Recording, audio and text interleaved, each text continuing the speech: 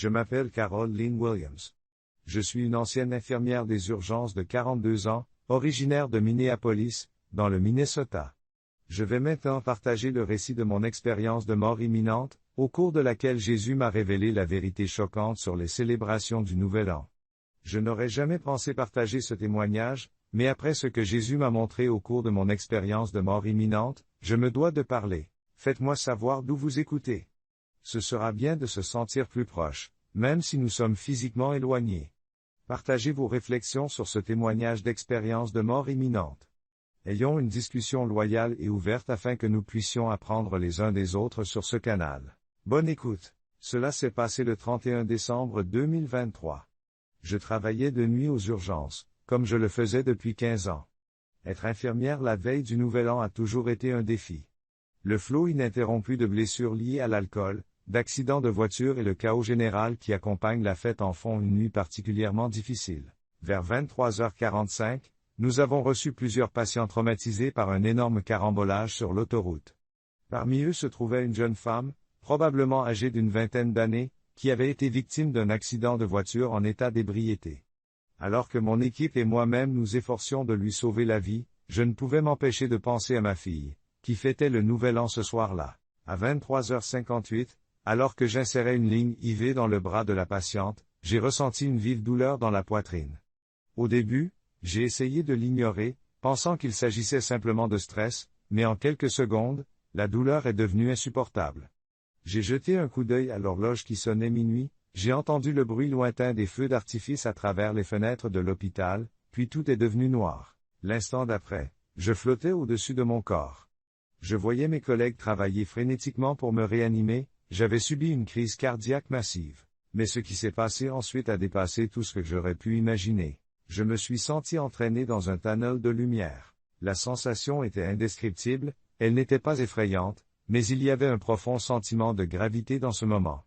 Ensuite, je me suis retrouvé en présence de Jésus-Christ. Son apparence défiait les peintures et les images de lui dans les églises. Sa gloire était si écrasante que je ne pouvais même pas le regarder directement, mais je savais sans aucun doute qui il était. « Carol, dit-il, je t'ai amené ici pour te montrer la vérité sur ce à quoi toi et beaucoup de mes enfants avaient participé aveuglément. Tu dois comprendre non seulement ce que tu vois dans le domaine physique, mais aussi la réalité spirituelle qui se cache derrière ces célébrations. Ce que Jésus m'a montré ensuite était si complet et si choquant que je dois le diviser en sections pour vous aider à comprendre toute l'étendue de ce qui m'a été révélé. Tout d'abord, il m'a emmené dans un voyage à travers le temps, me montrant les véritables origines et l'évolution des célébrations du Nouvel An. Mais ce que j'ai vu était bien plus troublant que ce que n'importe quel livre d'histoire pourrait transmettre. Soudain, sans crier gare, je ne me trouvais plus à l'endroit où je venais de passer. Nous nous sommes retrouvés dans une scène rappelant l'ancienne Mésopotamie. L'air était chargé d'un mélange de poussière et d'énergie ancienne. Je pouvais presque sentir le poids de l'histoire dans mes os. Prêtez attention, a dit Jésus. C'est ici que tout a commencé. La scène s'est déplacée comme si le temps lui-même se déroulait sous mes yeux, et j'ai été témoin d'événements datant d'environ 2000 ans avant Jésus-Christ. J'étais en Babylonie, entouré de gens qui célébraient un événement important. La lune était basse dans le ciel, jetant une douce lueur sur les gens qui étaient rassemblés.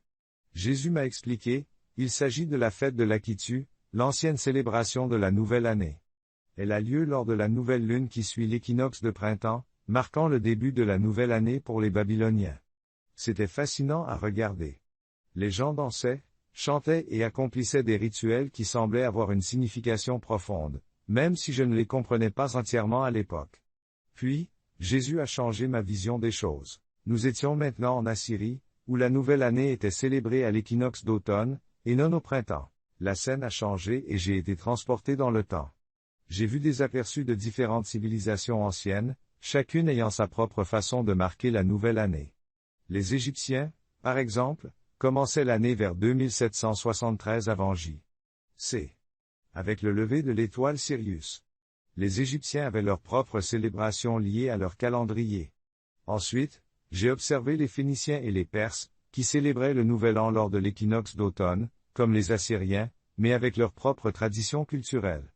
Les Grecs marquaient le début de l'année au solstice d'hiver, une pratique qui s'est poursuivie jusqu'au 5e siècle avant J.C.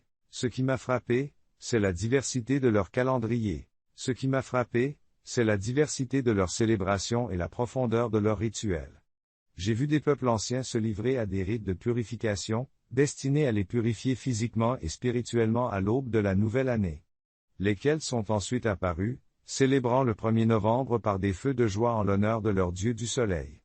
Leur rituel était vibrant, rempli d'énergie et de respect pour le monde naturel qui les entourait. Au fur et à mesure que nous traversions ces différentes époques et ces différents lieux, j'ai ressenti un profond sentiment d'appartenance à ces peuples anciens. Cependant, sous la surface, quelque chose d'inquiétant se cachait. Au fur et à mesure que nous approfondissions la question, il est apparu clairement que ces célébrations étaient intimement liées au culte des idoles. Jésus a clairement montré à quel point le culte des idoles était profondément enraciné dans la manière dont les gens marquaient le passage du temps. J'ai vu des Romains offrir des branches d'arbres sacrés comme cadeau de Nouvel An, remplacées ensuite par des noix recouvertes d'or et des pièces de monnaie à l'effigie de Janus, le dieu biface des portes et des commencements. Il est clair que ces célébrations antiques étaient profondément enracinées dans le culte des faux dieux. Mon peuple a été trompé au cours des siècles, a déclaré Jésus. Pendant qu'il parlait, les scènes autour de moi se sont à nouveau déplacées, me montrant la progression chaotique des changements de calendrier au cours des siècles. J'ai vu le calendrier républicain romain, où l'année commençait le 1er mars, puis le passage au 1er janvier en 153 avant Jésus-Christ, le calendrier julien, adopté en 46 avant J.C., a consolidé le changement. Jésus a ensuite expliqué comment cette confusion s'est maintenue jusqu'à la période médiévale. Les premiers chrétiens considéraient le 25 mars, fête de l'Annonciation, comme la nouvelle année, mais cette pratique n'était pas universelle. Divers changements ont suivi en Europe, l'Écosse a adopté le 1er janvier en 1660, l'Allemagne et le Danemark vers 1700, l'Angleterre en 1752, la Suède en 1753 et la Russie en 1918. Voyez-vous le chaos? Demande Jésus. Je ne suis pas l'auteur de la confusion, mais de la paix. Alors que je me trouvais au milieu de ce tourbillon chaotique de l'histoire, quelque chose de plus sombre a commencé à se manifester. Jésus a alors tourné mon attention vers le présent. La scène a changé et j'ai vu ce qui se passe aujourd'hui lors des célébrations du Nouvel An dans un monde qui s'accroche à ses anciennes traditions. Mais ce que j'ai vu ensuite était profondément troublant. Là, au milieu des réjouissances, j'ai vu des démons, d'innombrables entités maléfiques, participer activement à ces célébrations. Ils ne se contentaient pas d'observer depuis les coulisses, ils orchestraient tout. J'ai vu un démon chuchoter à l'oreille d'un père chrétien, le convainquant de prendre juste un verre de plus lors d'une fête. Ce moment d'indulgence allait finalement conduire à un tragique accident de voiture. Un autre démon a encouragé des flirts qui semblaient inoffensifs au départ, mais qui se sont transformés en adultère et en foyers brisés. J'ai vu des esprits sombres se nourrir de l'énergie de l'ivresse lors de fêtes chrétiennes du Nouvel An, où la frontière entre le sacré et le profane s'est dangereusement estompée. Le plus effrayant, c'est que j'ai vu des démons cibler spécifiquement des responsables d'église qui faisaient la promotion de ces célébrations en les qualifiant d'amusements inoffensifs, tout en sachant les dommages spirituels qu'ils causaient. Ensuite, Jésus m'a emmené dans un endroit qu'il a appelé les chambres des conséquences en enfer. Je n'étais pas préparé à ce que j'y ai vu. Les chambres étaient sombres, remplies d'angoisse et de chagrin. Chaque section était consacrée à un groupe de personnes qui avaient encouragé ou participé à ces célébrations païennes tout en prétendant suivre le Christ. Dans l'une des chambres, j'ai vu des chefs religieux, pasteurs, ministres et prêtres, qui connaissaient la vérité sur les origines païennes des célébrations du Nouvel An, mais qui avaient encouragé leur congrégation à y participer malgré tout. Ces responsables souffraient non seulement à cause de leur propre choix, mais aussi parce qu'ils avaient causé la destruction spirituelle d'innombrables vies. Dites-leur ce que vous voyez, a ordonné Jésus. J'ai regardé avec horreur un ancien pasteur revivre le moment où il avait rejeté les inquiétudes d'un membre de l'Église concernant les origines païennes des célébrations du Nouvel An, les qualifiant de légalistes. Il est maintenant témoin des conséquences de son renvoi, non seulement pour ce membre de l'Église, mais aussi pour des générations de familles qui ont continué à avoir des pratiques païennes à cause de son influence. Dans une autre chambre se trouvaient des chrétiens qui avaient usé de leur influence pour normaliser ces célébrations. J'ai vu des influenceurs des médias sociaux, des blogueurs chrétiens et des parents qui avaient égaré d'autres personnes. Leur souffrance était intense. On leur faisait sentir le poids de chaque personne qu'ils avaient influencée en l'éloignant de la vérité de Dieu. C'était un spectacle déchirant. Mais ce qui m'a le plus brisé le cœur, c'est une vaste salle remplie de chrétiens ordinaires, des gens qui n'avaient pas nécessairement égaré qui que ce soit, mais qui avaient simplement suivi ces célébrations sans s'interroger sur leurs origines. Ils n'étaient pas des leaders ou des personnes influentes, mais leur participation avait affecté leur famille pendant des générations. Jésus a cité Osée 4:2.6, « Mon peuple périt faute de connaissance », mais il m'a montré le contexte complet de ce verset d'une manière que je n'avais jamais comprise auparavant. L'ignorance n'était pas innocente. Ces gens avaient eu l'occasion d'apprendre la vérité, mais ils avaient choisi le confort et la tradition plutôt que les voies de Dieu. La révélation a pris une dimension plus personnelle lorsque Jésus a révélé des événements spécifiques des récentes célébrations du Nouvel An. Une scène s'est déroulée devant moi, le 31 décembre 2023, où une mère chrétienne organisait une fête de Nouvel An pour des adolescents, pensant offrir un environnement sûr. Mais au fil de la soirée, des démons se sont attachés aux jeunes gens qui participaient à des jeux apparemment innocents.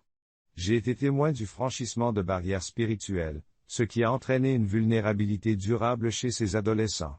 Jésus a ensuite établi un lien surprenant entre les chrétiens d'aujourd'hui et l'ancien Israël. J'ai assisté à des scènes de l'Ancien Testament où les Israélites avaient adopté des pratiques païennes tout en prétendant adorer Dieu. Le mécontentement de Dieu était évident lorsqu'il voyait son peuple mélanger le sacré et le profane. Il m'a montré comment ces pratiques avaient entraîné de graves conséquences pour Israël.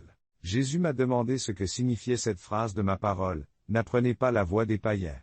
Il m'a alors révélé la véritable signification de ce commandement tiré de Jérémie 12:2, me montrant qu'il ne s'agissait pas seulement des idoles sculptées, mais de toute pratique issue d'un culte païen, aussi innocente qu'elle puisse paraître. La scène a changé, et j'ai vu des chrétiens modernes se tenir devant le Christ lors du jugement, essayant de justifier leur participation aux célébrations du Nouvel An. « Mais Seigneur, disait-il, nous l'avons fait pour te célébrer.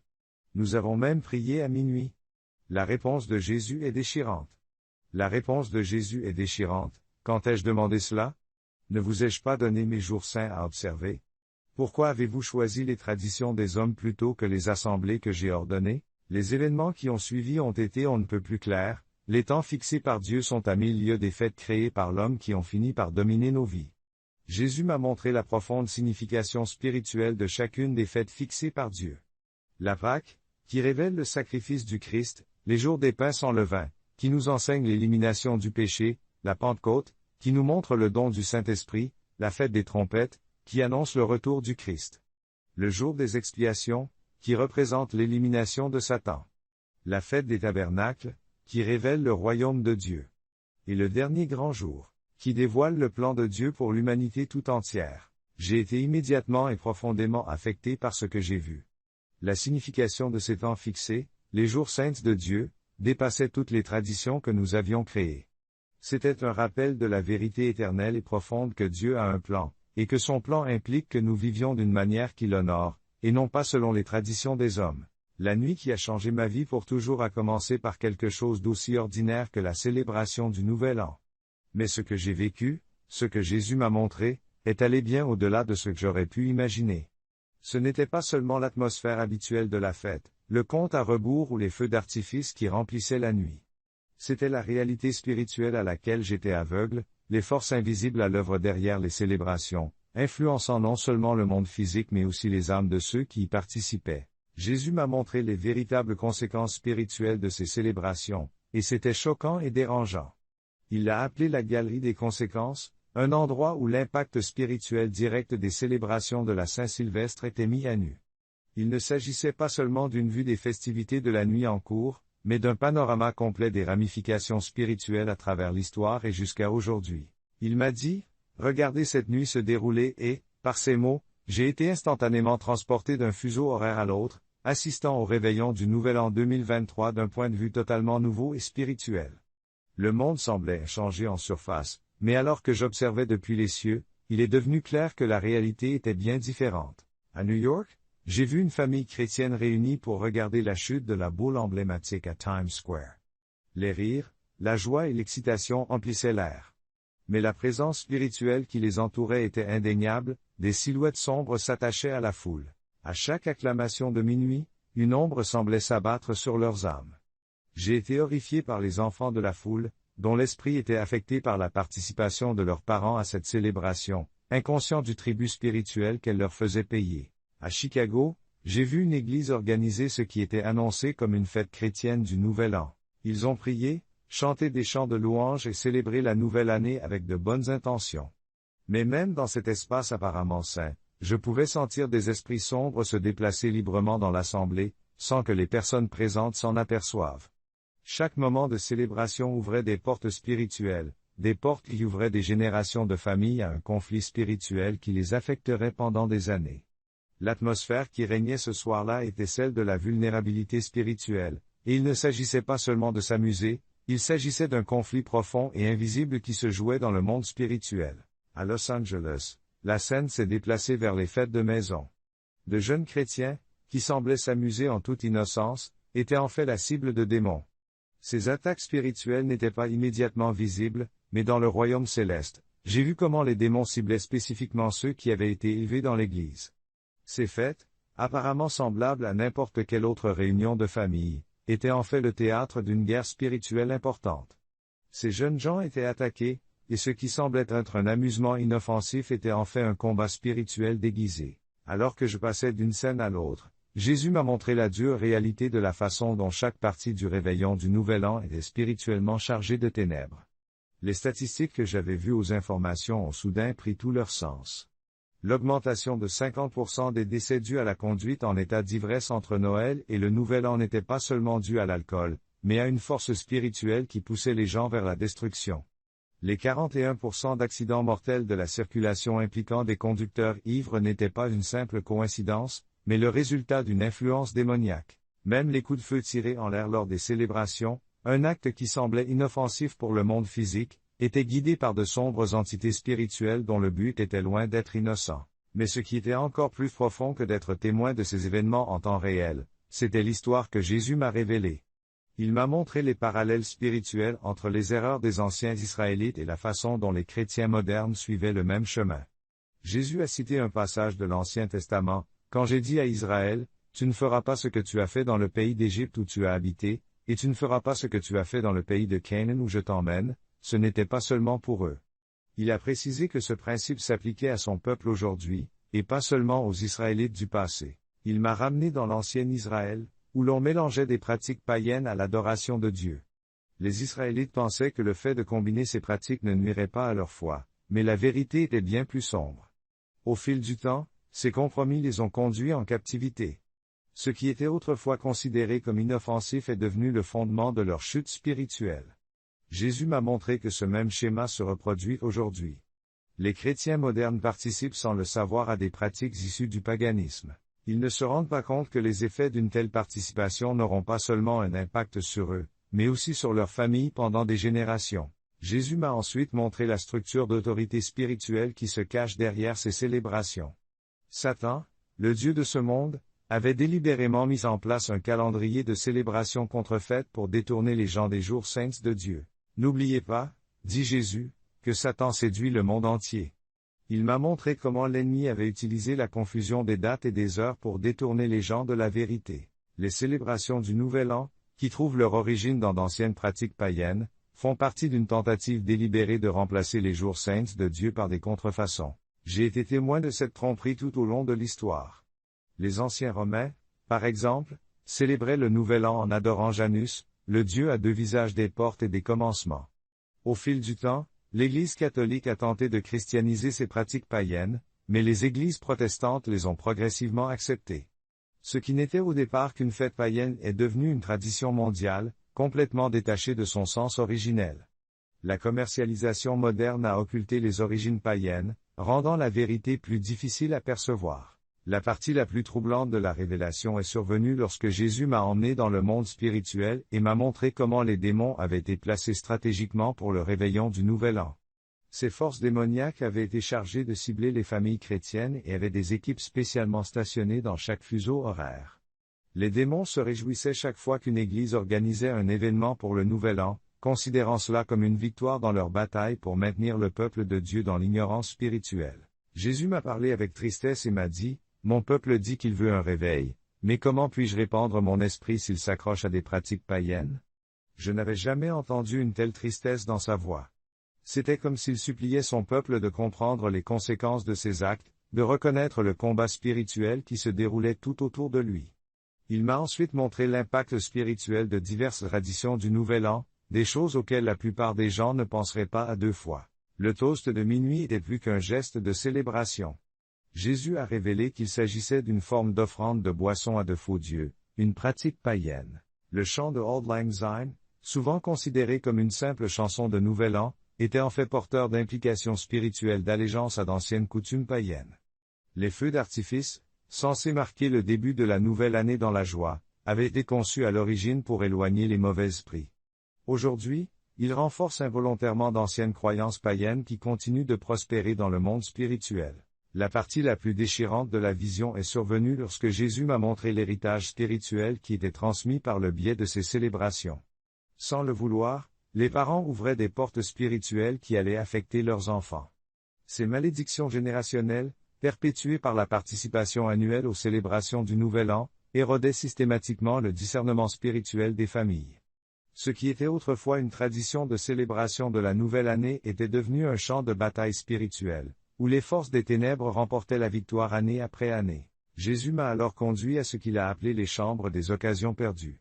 Dans ce lieu, j'ai vu comment l'histoire aurait pu se dérouler différemment si les chrétiens étaient restés fidèles aux jours saints de Dieu au lieu d'adopter des célébrations païennes.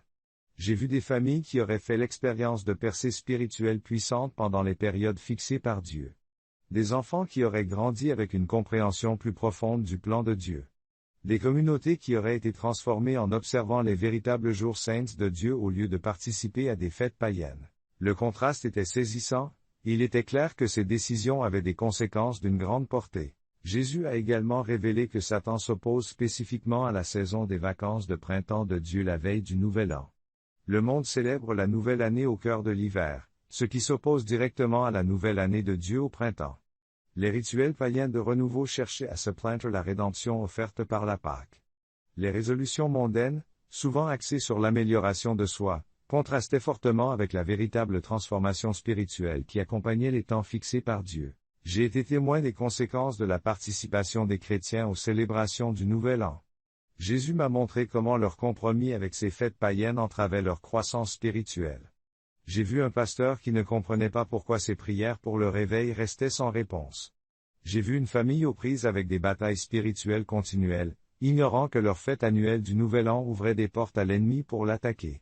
J'ai vu un groupe de jeunes perdre des jeunes au profit du monde, sans se rendre compte que leur compromis avec les fêtes païennes affaiblissait leur fondation spirituelle. Jésus m'a ensuite conduit dans la chambre des conséquences actuelles, où j'ai été témoin de l'impact immédiat des célébrations de la Saint-Sylvestre.